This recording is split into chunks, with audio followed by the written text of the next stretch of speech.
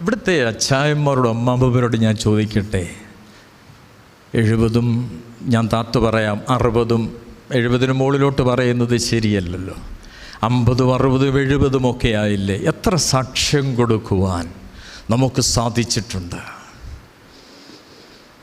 നമ്മുടെ ജീവിതത്തിൽ? പ്രസംഗമല്ല,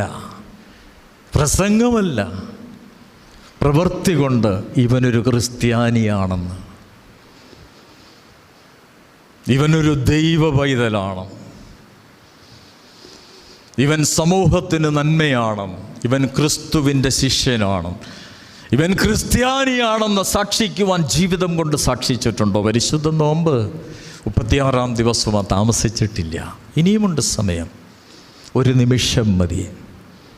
എൻ്റെ അടുക്കൽ വരുന്നവനെ തള്ളിക്കളയുകയില്ല എന്നരുളിയ കർത്താവിൻ്റെ സന്നിധി, കർത്താവ്